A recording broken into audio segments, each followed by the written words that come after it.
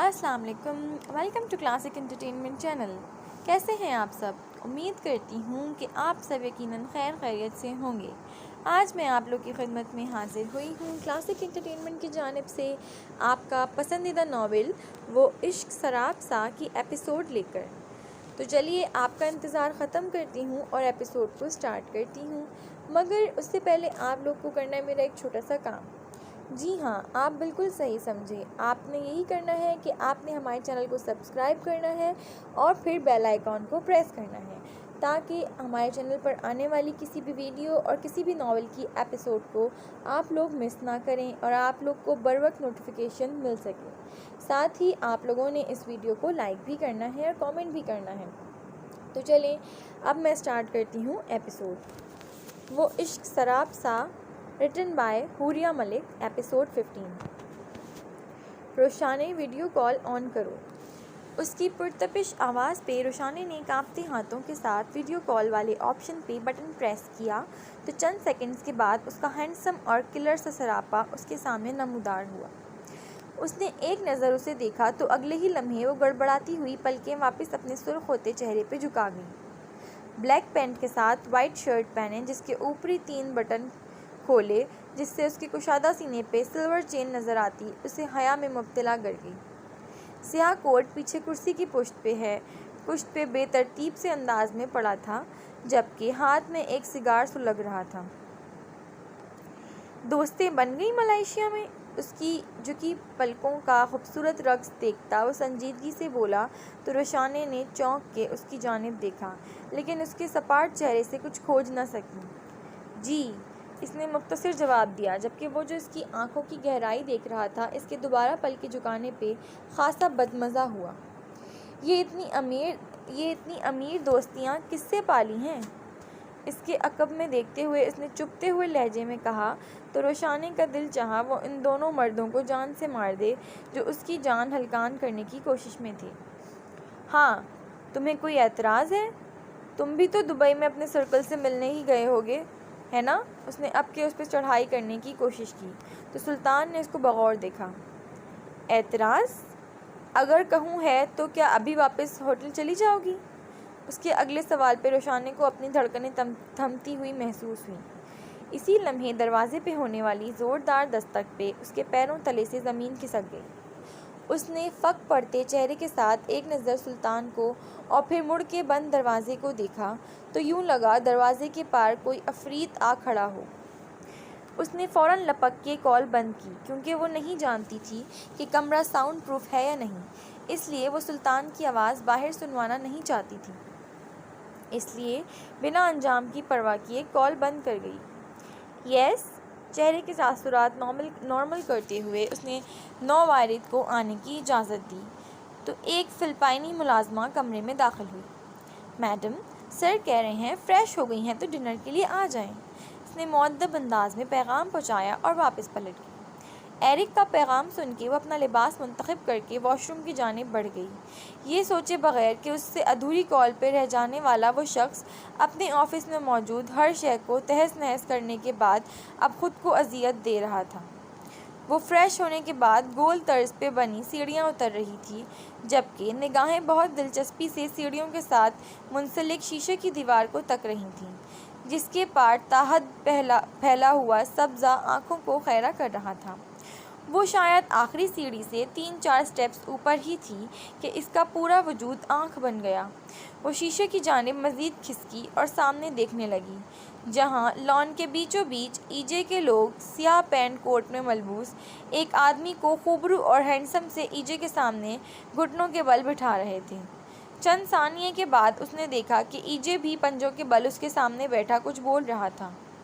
وہ اتنی دور سے اس گفت و شنید کو تو نہیں سن سکی تھی، لیکن وہ اس آدمی کے چہرے پہ لہراتے خوف کے سائے ضرور دیکھ رہی تھی، جبکہ دوسری جانب ای جے کے چہرے پہ بہت مسرور کن اور مطمئن سے تاثرات جھلک رہے تھے۔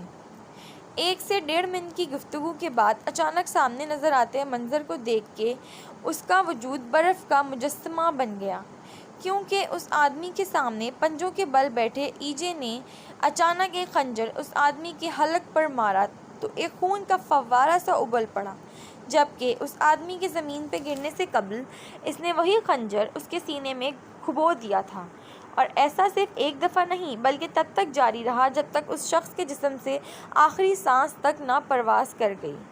اس نے ساکت نگاہوں سے سامنے دیکھا تو وہ خنجر وہیں پھینکتا اب اپنے آدمی کے بڑھائے گئے سفید رومال سے اپنے خون سے تر ہاتھ صاف کر رہا تھا۔ اس کے اٹھتے ہی اس نے دیکھا کہ 2 جرمن شیفرڈ بھاگتے ہوئے اس آدمی کے خون آلود لاش کی جانب بڑھ رہے تھے، اور اگلے چند ہی لمحوں میں وہ اسے بھنبوڑ کر رکھ گئے تھے۔ وہ اس موت کے رقص میں اس قدر گم تھی کہ وہ جان ہی نہ سکی کہ وہ کب لان سے ڈائننگ ایریا میں آن پہنچا تھا۔ ہوش تو اسے تب آئی جب مضبوط قدموں کے ساتھ ساتھ اسے باتوں کی آواز بھی سنائی دی۔ اس آواز کو سن کے وہ فوراً سنبھلی۔ اس کا ایسا درندگی بھرا روپ دیکھ کے وہ فوراً اس خونی کے ساتھ بیٹھ کے کھانا کھانے کے لیے خود کو آمادہ نہ کر پا رہی تھی، لیکن بہت سے کاموں کی طرح اسے یہ کام بھی مجبوراً کرنا تھا۔ تبھی چہرے پہ بشاشت سجائے وہ سہج سہج کے باقی سیڑھیاں اترتی ہال میں پہنچ گئی۔ اسے دیکھ کے ای جے نے اس کے لیے کرسی گھسیٹی تو وہ ہلکا سا سر خم کرتی بیٹھ گئی، جبکہ وہ سامنے کرسی پر بیٹھ گیا۔ سر، یہ چیک کر لیں۔ اس کے ساتھ آئے ملازم نے ٹیبلٹ اس کے سامنے کیا، جسے چند لمحے شربار نگاہوں سے دیکھنے کے بعد اس نے ٹیبلٹ اسے واپس تھمایا۔ اس ایس کے بارے میں کچھ پتہ چلا؟ نیپکن پھیلاتے ہوئے اس نے سپاٹ لہجے میں استفسار کیا تو طلعت روشانی کی حلق میں اٹک گیا۔ نو سر، خبر ملی ہے کہ وہ ان دنوں اٹلی ہے، لیکن ابھی تک اس کی لوکیشن نہیں مل سکی۔ اس کے ملازم کی رپورٹک آواز پہ وہ چونکی اور پھر قدرے پرسکون ہو گئی، کیونکہ اس کی جانکاری کے مطابق تو وہ اس وقت دبئی میں تھا۔ جتنی جلدی ہو سکے اس کا پتہ کرو تاکہ میں اس سورما کو تو دیکھوں جو میرے آدمیوں پہ ہاتھ اٹھانے کی جرأت کر گیا ہے۔ وہ سلگتے ہوئے لہجے میں بولا تو روشانی نے ایک نظر اسے دیکھا اور گہری سانس بھری۔ اور جو اسی سورما کو پتہ چل جائے کہ تم اس کی بیوی کو دن میں بہت دفعہ ہاتھ لگانے کی جرأت کرتے ہو تو اگلے چند منٹوں میں تم ہاتھوں کے بغیر ہوگے۔ لاشعوری طور پہ اس کو دیکھتی وہ دل ہی دل میں بڑبڑائی تو اس کی نگاہوں کی گہرے ارتکاز پہ ای جے اس کی جانب متوجہ ہوا اور اشارے سے ملازم کو وہاں سے جانے کا اشارہ کیا۔ رائل پرنسس، میں ان آنکھوں کا پہلے سے ہی شیدائی ہوں، اور میرے پاس ایک ہی دل تھا جو میں ان کا صدقہ اتارنے کے لیے دان کر چکا ہوں۔ ایک ہاتھ میں فورک پکڑے جبکہ دوسرے ہاتھ میں چھری پکڑے وہ دونوں بازو میز پہ ٹکائے اس کی جانب وارفتگی سے دیکھتا سحر انگیز لہجے میں اپنا فسوں پھیلانے لگا تو وہ گڑبڑاتی ہوئی پلکوں کی چلمن گرا گئی۔ مجھے اندازہ نہیں تھا کہ گینگسٹرز ایسی باتیں بھی کرتے ہیں۔ وہ اس کی باتوں کا اثر زائل کرنے کو ہلکے سے متبسم لہجے میں گویا ہوئی، جبکہ دل کو بے ساختہ ایک گینگسٹر کی نہ صرف باتیں بلکہ حرکتیں بھی یاد آئیں تو چہرہ قدرے سرخ پڑ گیا۔ جب سامنے تمہارے جیسی لڑکی ہو تو دل خود بخود غزل گو ہونے لگتا ہے۔ اسے واقعی اندازہ نہیں تھا ایسا درندہ بھی ایسے خوبصورت الفاظ بول سکتا ہے، لیکن وہ شاید یہ نہیں جانتی تھی کہ محبت میں گم انسان بہت کچھ نہ چاہتے ہوئے بھی کر جاتا ہے۔ میں کھانا کھا لوں؟ وہ مصنوعی انداز میں جھینپتی ہوئی اس سے بولی تو اس کے چہرے کو دیکھتے ہوئے ایرک نے سر خم کیا، گویا اسے سکون سے کھانا کھانے کی اجازت دی۔ وہ تقریباً کھانا کھا چکی تھی جب نوالا چباتے ایرک نے اچانک کسی خیال سے چونک کے اسے دیکھا۔ پرنسس، تم نے رابرٹ کے ساتھ کسی ایس کے نامی شخص کو کبھی دیکھا ہے یا اس کا ذکر سنا ہے؟ عام حالات میں وہ کبھی اس سے کسی مرد کا ذکر نہ کرتا، لیکن اس وقت اسے وہ شخص مطلوب تھا، جبکہ اس کی بات سن کے پانی پیتی روشنی کو اچھو سا لگ گیا۔ Princess, are you okay? اس کی حالت دیکھتا وہ اپنی کرسی سے اٹھا اور تیزی سے اس کی جانب بڑھا، لیکن اس سے قبل کہ اس کا ہاتھ روشانی کی کمر کو سہلاتا وہ خود کو سنبھالتی اس کی جانب مڑی۔ I am okay. تم نے اچانک ڈیڈ کا ذکر کیا تو نہ جانے کیا ہو گیا۔ ایس کے ذکر کو یکسر فراموش کرتی وہ مسکرانے کی کوشش کرتے ہوئے بولی تو وہ سر ہلاتا اس کے ساتھ والی کرسی پہ ہی بیٹھ گیا۔ مجھے اچھا لگا کہ تم نے کہہ کے پکارا۔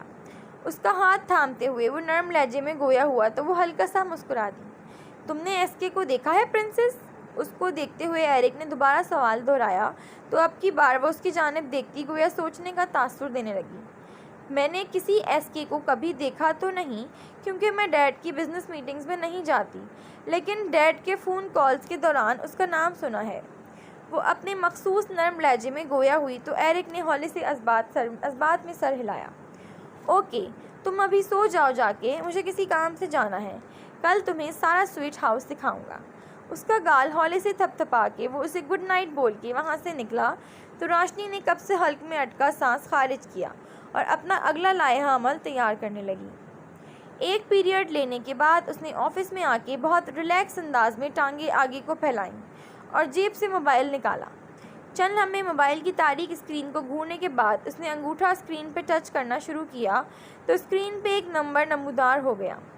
اس نمبر کے ساتھ نظر آتی تصویر کو دیکھ کے نہ جانے کیوں دل میں لگی آگ مزید بھڑک اٹھی تھی، اسی لیے وہ ایک نظر آفس کے بند دروازے پہ ڈال کے سگریٹ سلگانے لگا اور ساتھ ہی اس نمبر پہ کال ملانے لگا۔ السلام علیکم، زوار خان اسپیکنگ۔ غیر متوقع طور پہ جب دوسری جانب سے کال ریسیو ہوئی تو وہ بھاری مگر نرم آواز میں گویا ہوا۔ وعلیکم السلام۔ اس کی نرم مگر سنجیدہ آواز اسپیکر میں ابھری تو اس نے سگریٹ کا گہرا کش لگایا۔ کیسی ہیں آپ مس خان؟ نگاہیں سامنے دیوار پہ مذکور کیے وہ نرم لہجے میں پوچھنے لگا تو دوسری جانب بیڈ پہ بیٹھی روشانے نے گود میں رکھے منی ٹیب کو بند کرتی مکمل طور پہ اس کی جانب متوجہ ہوئی۔ میں ٹھیک ہوں سر، خیریت؟ آپ نے ان دنوں میں 2-3 دفعہ کال کی، وہ اپنے مخصوص انداز میں گویا ہوئی تو دوسری جانب سگریٹ کا کش لگاتا وہ جانے کیوں مدھم سا مسکرا دیا۔ آپ کے ایگزامز ہونے والے ہیں مس خان، تو سوچا آپ کو مطلع کرنے کے ساتھ ساتھ پوچھ لوں کہ کسی مدد کی ضرورت تو نہیں؟ اس نے لبوں پہ آئی بات کو فوراً روکتے ہوئے قطعی مختلف بات کی تو وہ گہری سانس بھر کے رہ گئی۔ بہت شکریہ سر، لیکن میں یہاں بیٹھ کے تیاری نہیں کر سکتی، نیکسٹ منتھ پاکستان آ رہی ہوں تو تب تیاری کر لوں گی، اس نے سنجیدگی سے کہہ کے کال بند کرنی چاہی جب اس نے سرعت سے بات کرتے ہوئے اس کے ارادے سے باز رکھا۔ شادی کے 2 سال بعد اتنا لمبا ہنی مون ٹور مس خان؟ کیا آپ کے شوہر واقعی اس قدر آپ کے دیوانے ہیں یا آپ ان کے قریب رہنا زیادہ پسند کرتی ہیں؟ سگریٹ کے دھوئیں کے مرغولوں میں اس کے سرخ رنگوں سے سجے شرم و غصے سے اٹے چہرے کو تصور میں لاتا وہ کھل کے مسکرایا تھا، جبکہ دوسری جانب اس کی اس قدر کھلی ڈلی بے باک گفتگو پہ روشانے تپ اٹھی۔ مائنڈ یور اون بزنس سر، ایک ٹیچر کو یہ زیب نہیں دیتا کہ وہ اپنی اسٹوڈنٹ سے ایسی گفتگو کرے۔ اسے اس پل نہ جانے کیوں آفس میں اس کے ساتھ بتائے گئے وہ پل یاد آئے جب اس شخص نے اسے دنیا بھلانے پہ مجبور کر دیا تھا۔ وہ اس شخص کی آنکھوں کے اسیر ہو چکی تھی، لیکن وہ جانتی تھی کہ وہ جس چنگل میں پھنس چکی ہے اس میں اس جیسے شخص کی کوئی جگہ نہیں تھی، اور اپنی وجہ سے وہ اس کی زندگی سے بھرپور آنکھوں کو موت سے بھرنا نہیں چاہتی تھی، اس لیے اپنے دل کو ڈپٹتی تلخ لہجے میں گویا ہوئی۔ تو کیا ایک اسٹوڈنٹ کو زیب دیتا ہے کہ وہ اپنے ٹیچر کی سوچوں کا محور بن جائے، اس کے دل پہ بنا کسی اجازت کے یوں براجمان ہو جائے؟ اس کے تلخ انداز و الفاظ کے جواب میں وہ دل نواز لہجے میں بولتا اسے گویا پتھر سا کر گیا۔ مس خان؟ اس کی خاموشی محسوس کر کے اس نے دھیرے سے اسے پکارا۔ مس نہیں، مسز خان، اور مجھ سے آئندہ ایسی گفتگو کرتے ہوئے میرے سر نیم کو فراموش مت کیجیے گا، ورنہ آپ کی سانسیں آپ پہ تنگ کر دی جائیں گی سر۔ خدا حافظ، سرد و سپاٹ لہجے میں کہتی وہ ٹیب اور موبائل بیڈ پہ پھینکتی خود تکیے پہ اوندھے منہ لیٹ گئی۔ تو کیا ایک اسٹوڈنٹ کو زیب دیتا ہے کہ وہ اپنے ٹیچر کی سوچوں کا محور بن جائے، اس کے دل پہ بنا کسی اجازت کے یوں براجمان ہو جائے؟ جب سامنے تمہاری جیسی لڑکی ہو تو دل خود بخود غزل گو ہونے لگتا ہے۔ تمہیں پانے کے لیے ایس کے خود کو بیچ آیا ہے۔ میں آپ کی خیریت معلوم کرنا چاہتا تھا B B G. Heroes have no names, they just have the memories. بہت سی آوازیں، بہت سے انداز، بہت سے الفاظ، بہت سے جذبات ایک ساتھ اس پہ حملہ آور ہوئے تھے، اور وہ ان 5 آوازوں کے گرداب میں الجھے آنے والے وقت کے متعلق سوچتی پاگل ہوتی جا رہی تھی۔ کاش ہم واقعی مختلف حالات میں ملے ہوتے، اذیت سے سوچتے ہوئے اس نے نہ جانے کسے پکارا تھا، جبکہ اس کی سبز آنکھوں سے نکلتے آنسو تکیے میں جذب ہوتے جا رہے تھے۔ سیاہ جینز کے ساتھ سیاہ ٹی شرٹ جس پہ سیاہ لانگ کوٹ پہنے، وہ چہرے پہ سیاہ ماسک لگائے، سر پہ پی کیپ رکھے بہت تیزی سے ڈرائیو کر رہا تھا۔ چونکہ اس وقت وہ خفیہ طور پہ یہاں موجود تھا، اس لیے وہ بنا کسی پروٹوکول کے خود ہی ریش ڈرائیونگ کرتا اپنی منزل کی جانب بڑھ رہا تھا۔ وہ اپنی عقابی نگاہیں روڈ پہ مرکوز کیے جب اس کا موبائل گنگنایا۔ بنا نمبر دیکھے بھی وہ جان سکتا تھا کہ اسے اس وقت کال کرنے والا کون ہو سکتا ہے، اس لیے اس نے کال پک کرتے ہوئے اسپیکر آن کیا۔ کہاں جا رہے ہو تم؟ بنا کسی سلام دعا کے پہلا سوال ہی کڑے تیوروں کے ساتھ داغا گیا تھا۔ ایئرپورٹ، اس نے یک لفظی جواب دے کے احتیاط سے موڑ کاٹا، یہ جانتے ہوئے بھی کہ ابھی تمہیں یہاں سے جانے کے آرڈرز نہیں ملے۔ دوسری جانب جیسے ڈھیروں غصہ ضبط کرتے ہوئے استفسار کیا گیا۔ آپ کا کام ہو چکا ہے، اس لیے اب ڈکٹیٹرشپ دینا بند کر دیں پلیز۔ وہ جیسے جھنجھلا سا گیا تھا۔ بہیو یور لینگویج، تم جانتے ہو کہ تمہیں تمہارے ارادے سے باز رکھنے کے لیے ہم کسی بھی حد تک جا سکتے ہیں۔ انہوں نے گویا اپنی باور کرانے کی کوشش کی، لیکن سامنے موجود شخص صحیح ٹارگیٹ نہیں تھا، اور میں اپنے ارادے کی تکمیل کے لیے جو حدود کراس کروں گا وہ آپ کی امیجنیشن سے باہر ہے، اس لیے مجھے روکنے کی کوشش نہ کریں۔ وہ جیسے انہیں ان کے ارادوں سے باز رکھنے کو ٹھہرے ہوئے لہجے میں بولا تو دوسری جانب پولیس تمہاری بو سونگتی پھر رہی ہے۔ انہوں نے دوسرا خدشہ سامنے رکھا۔ ہے ہی بہت پیاری، روح تک کو معطر کر دیتی ہے، لیکن ابھی کے لیے اس پولیس فورس سے بہت معذرت۔ واپسی پہ سب کے لیے ایک ایک شیشی لے آؤں گا، مگر ابھی یہ روح تک معطر کرنے والی خوشبو کسی اور کے لیے ہے۔ اس نے لاپرواہ اور بے نیاز سے لہجے میں بات کا آغاز کیا، لیکن بات کے اختتام پہ اس کے لہجے میں ایک آنچ سی جھلکنے لگی۔ اپنی بات مکمل کر کے وہ ان کی سنے بغیر کال فوراً بند کر کے اور گاڑی کی سپیڈ کو بڑھا گیا۔ ایئرپورٹ پہ پہنچ کے اسے حسب توقع کسی نے نہ روکا، اور ایسا صرف ایک شخص کی وجہ سے ہوا تھا۔ غائبانہ اس شخص کو داد دیتے ہوئے وہ اپنی فلائٹ کا انتظار کرنے لگا۔ اسے ایرک جانسن کے سویٹ میں آئے ہفتہ ڈیڑھ ہونے کو تھا، اور اس دوران وہ بہت احتیاط اور مہارت سے اپنے مقصد کو رفتہ رفتہ پورا کرنے کی کوشش کر رہی تھی، لیکن اس کوشش کو پایہ تکمیل تک پہنچاتے ہوئے اسے ایرک کی وارفتگیاں بھی اکثر برداشت کرنی پڑ جاتی تھیں، مگر یہ وارفتگیاں صرف لفظی حد تک محدود تھیں یا پھر ہاتھ تھامنے تک۔ آج 3-4 دنوں بعد وہ مکمل طور پہ فارغ ہوتا آج کا دن اس کے ساتھ گزارنے کا ارادہ رکھتا تھا، اس لیے وہ اسے ساتھ لیے پارک چلا آیا تھا۔ بلیک پینٹ کوٹ میں ملبوس اس کے آدمی پارک کے کونوں میں بہت مہارت کے ساتھ پھیل گئے تھے، یوں کہ پارک میں موجود افراد ان کی نظروں میں لیکن اپنے آپ میں مگن تھے۔ وہ اپنے ہم قدم چلتے ایرک کے ساتھ مسکراتی ہوئی باتوں میں مگن تھی جب اسے اپنی چہرے پر کسی کی نگاہوں کا ارتکاز محسوس ہوا، مگر اس نے سیریس نہ لیتے ہوئے ایرک سے گفتگو جاری رکھی۔ اس کے ساتھ چلتے ایرک نے باتیں کرتے ہوئے اس کی کمر کے گرد بازو حائل کیا تو ایک لمحے کے لیے ٹھٹکتی رشانے نے خود کو سنبھالتے ہوئے ہولے سے مسکرائی، اس کی باتوں کا جواب دینے لگی، جب اچانک فضا میں تڑ تڑ گولیوں کی آواز گونج اٹھی اور پارک میں مگن افراد چیخیں مارتے ہوئے ادھر سے ادھر بھاگنے لگے۔ گولیوں کی آواز پہ دونوں نے ایک ساتھ ادھر ادھر دیکھا تو حواس باختہ سی روشانے نے جب طائرانہ نگاہ پارک میں دوڑائی تو اس کی گردش کرتی نگاہیں ایک منظر پہ آ کے جامد ہو گئیں، جہاں بڑے سے درخت کے پیچھے وہ ہاتھ میں پسٹل تھامے ایک اور ہوائی فائرنگ کرتا درخت پر بیٹھے پرندوں کو پھڑپڑانے پر مجبور کر گیا۔ تیرا ایک دھیان پانے کی خاطر میں ساری دنیا درہم برہم کر دوں۔ اس کی سرخی چھلکاتی لہو رنگ آنکھیں اور سرد تاثرات سے سجا چہرہ ان الفاظ کی چیخ چیخ کے عکاسی کرتا ایرک جانسن کے بازو کے گھیرے میں گھسیٹنے کی مانند جاتی روشانے کے وجود میں خوف کی لہر دوڑاتا خون کو منجمد کر گیا۔ جاری ہے۔ جی تو ریڈرز، کیسی لگی آپ کو آج کی ایپیسوڈ؟ امید کرتی ہوں کہ آپ کو ایپیسوڈ ضرور پسند آئی ہوگی۔